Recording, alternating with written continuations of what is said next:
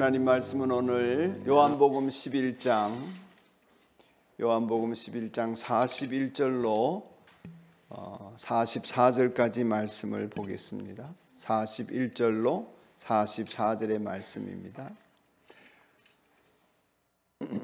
한 절씩 교독합시다.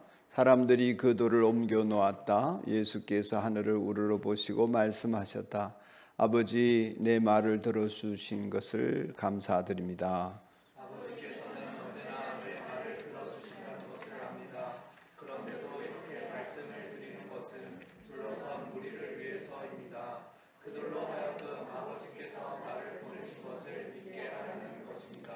이렇게 말씀하신 다음에 큰 소리로 나사로야 나오너라 하고 외치시니 죽었던 사람이 나왔다. 손발은 천으로 감겨 있고 얼굴은 수건으로 싸매어 있었다.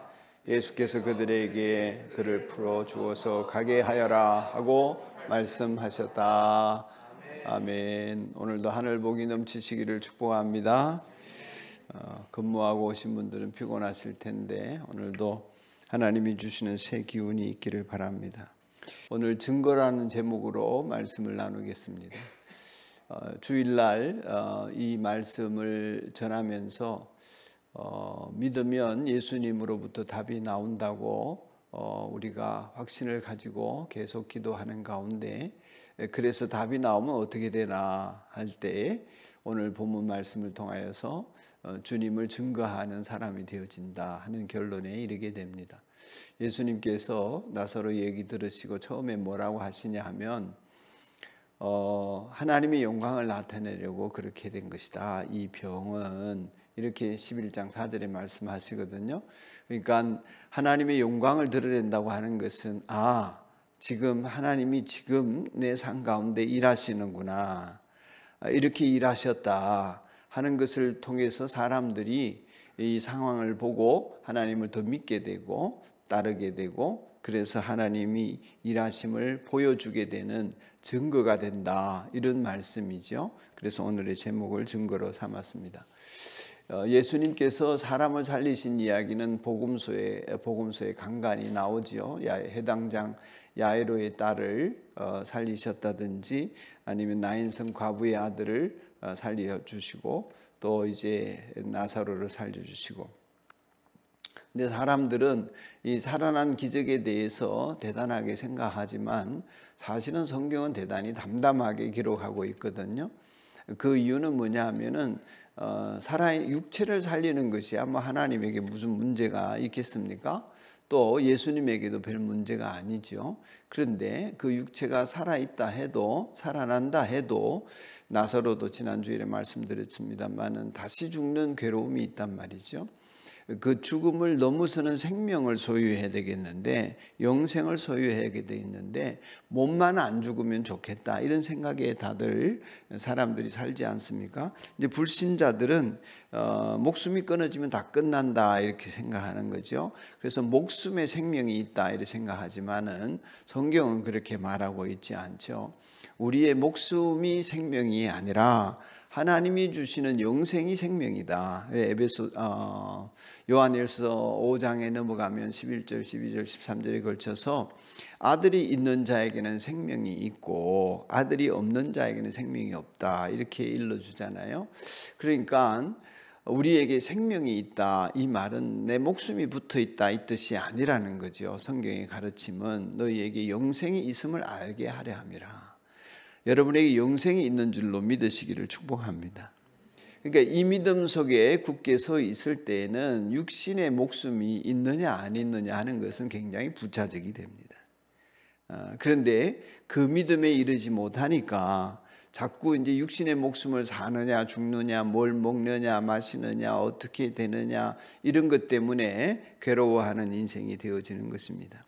성경은 우리 인생을 결국 하나님 앞에 이르지 못하는 모든 인생이 죽었다고 보는 것이고, 인생 최대의 비극과 저주는 결국에는 사람들이 생각하는 목숨을 잃는 것이 아니라 하나님 앞에서 심판을 받아 멸망을 당하는 것이죠. 그러니까 여러분과 제가 예수님을 믿으면서 이 믿음에 굳게 써 있는가, 아니면 영생을 얻은 줄로 믿지만은 그러나 육신의 이 목숨을 위해서 계속해서 염려하고 근심하고 두려움에 빠져 사는가, 이 부분에 대해서 예수님 계속 도전을 하시잖아요. 그러니까 목숨을 위하여 무엇을 입을까, 마실까, 의복을 이런 걱정하지 말라고 하시면서 너희는 먼저 그의 나라와 의를 구하여라 이러셨지만 이게 와닿지가 않는 거예요.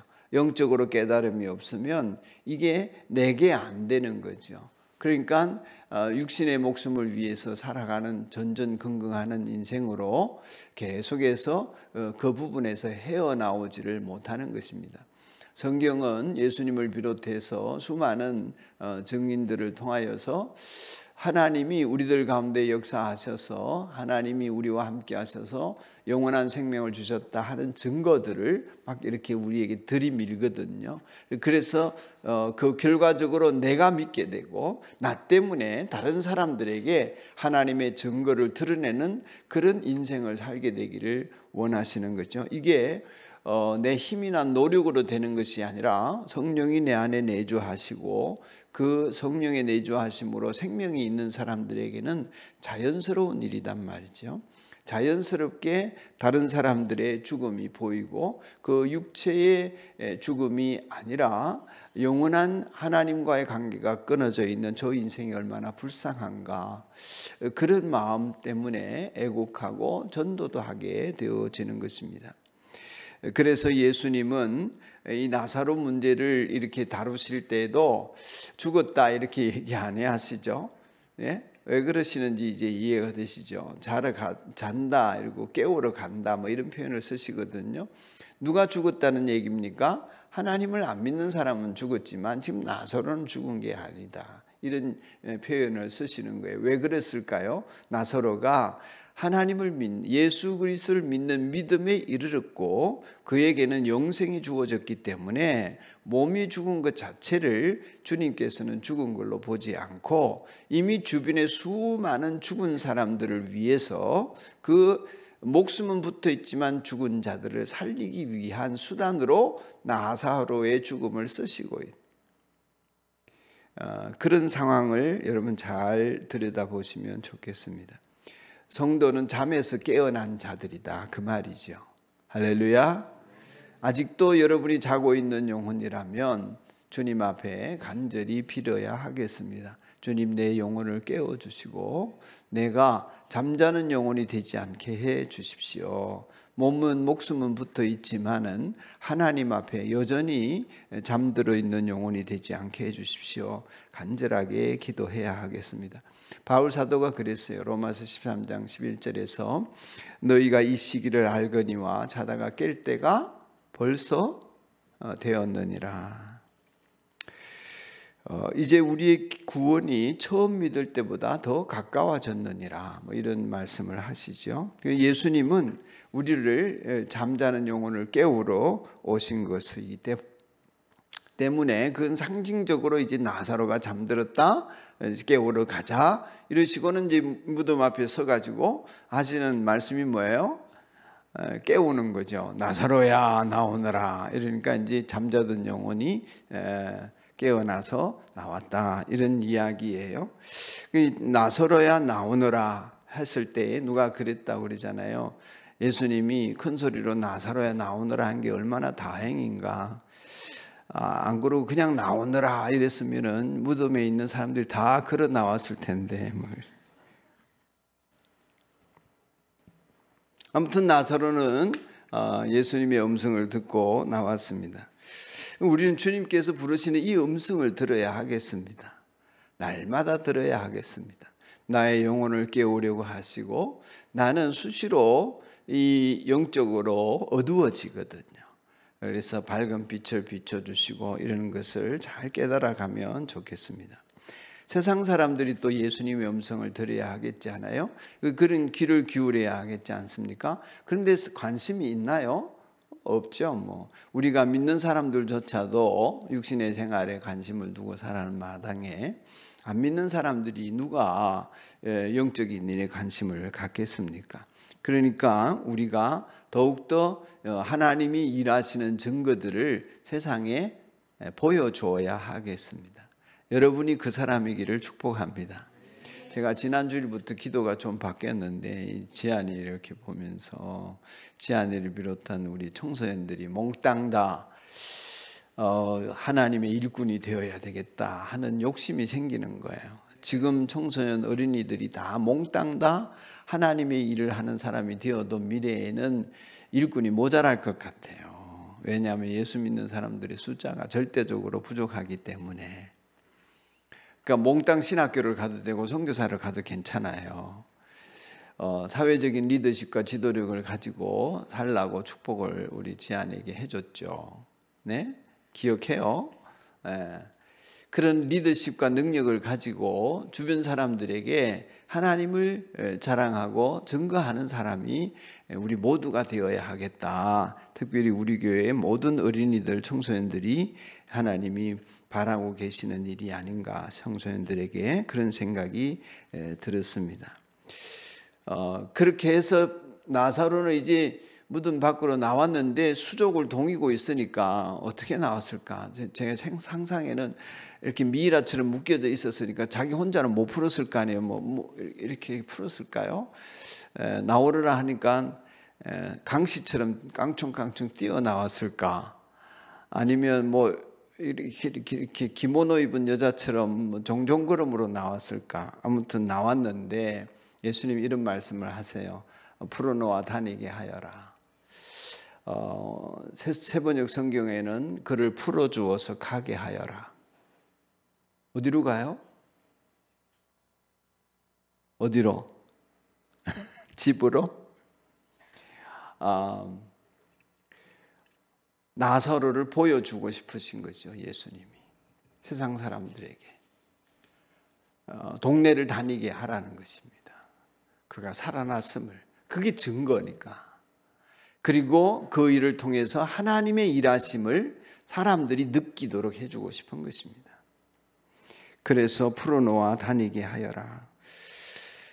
사랑하는 여러분, 예수님 때문에 우리가 살아난 사람들이라면 묶여 있어서는 안 되겠습니다. 기왕에 살아났으면 여러분 해방감을 느끼시고 주변 사람들에게 많이 보여주기를 축복합니다. 내가 예수님 때문에 살아났다는 증거들 말이죠. 살아났는데 여전히 묶여 있어요. 풀려 나오지를 못하는 거죠.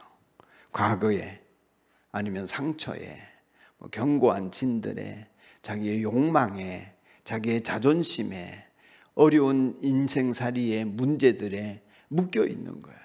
그러니까 그 묶임 때문에 하나님을 도무지 전하지를 못하고 하나님이 영광을 나타낼 수 있는 자신의 인생을 가지고 하나님의 일하심을 못 보여주는 거예요. 풀어놓아 다니게 하여라. 그를 풀어주어서 가게 하여라. 결국에는 우리의 문제 해결은 문제 해결을 통한 하나님의 역사를 나타내고자 하심이지, 내 문제를 해결해서 내가 좋은 인생을 살고 편한 인생을 살고 걱정 없는 인생을 살게 하려 하심이 아니라는 것이지요. 그래서 바울 사도는 이렇게 말했습니다. 우리는 그의 만드신 바라. 그죠? 옛날 성경에 우리는 그의 작품이다, 이런 뜻입니다. 선한 일을 위하여 지음을 받았습니다. 이렇게 표현하고 있습니다. 그러니까 우리가 선행을 해서 구원을 받은 것은 아니지만 하나님께서 우리를 영생을 주셨다면 이제 우리가 할 일은 우리를 통하여 하나님의 선하신 일들이 드러나는 것입니다. 그 선한 일이 뭐예요? 착하게 산다는 뜻이 아닙니다. 좀 못돼도 괜찮아요. 성질이. 그런데 삶을 통하여 하나님이 보여주는 것입니다.